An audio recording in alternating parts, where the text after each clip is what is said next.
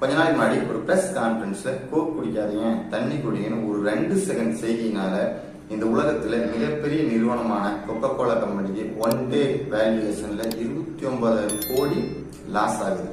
That Cristiano Ronaldo. கோடியில ஒருத்தருக்கு தான் இவ்வளவு பிரச்சனைகள் வரும். வாழ்க்கையில எல்லாத்துக்குமே பிறந்ததுக்கு அப்புறம் தான் பிரச்சனை வரும். ஆனா பிறக்கிறதே ஒரு மிகப்பெரிய பிரச்சனையா இருந்து ஒண்ணுமே இல்லாம இவ்வளவு பெரிய இடத்துக்கு வந்தது எப்படி? ரொனால்டோ இப்ப எப்படி ஃபுட்பால் விளையாடுறாருன்னு உலகத்துக்கே தெரியும். நம்ம அதை பத்தி பார்க்க போறது இல்லை. அதுக்கு முன்னாடி அவர் கடந்து வந்த ஒரு கரடு முரடான பாதையை பற்றி தான் இந்த வீடியோவில் பார்க்க போறோம். 1985ல போர்ட்டுகலில் இருக்கிற ஒரு பெண் நல்ல கர்ப்பிணியா இருக்காங்க. அங்க பக்கத்துல இருக்கிற ஒரு ஹாஸ்பிட்டலுக்குள்ள கஷ்டப்பட்டு உள்ள போறாங்க. அந்த ஆஸ்பத்திரிக்குள்ள இருக்கிற டாக்டரா இருக்கட்டும், நர்ஸா இருக்கட்டும், என்னம்மா செக் பண்ணிட்டு வந்திருக்கலாம்னு கேட்கிறப்போ அதற்கு இந்த பெண் சொன்ன ஒரே ஒரு வார்த்தை அங்க இருக்கிற எல்லாத்தையுமே வேப்பில ஆழ்த்துது.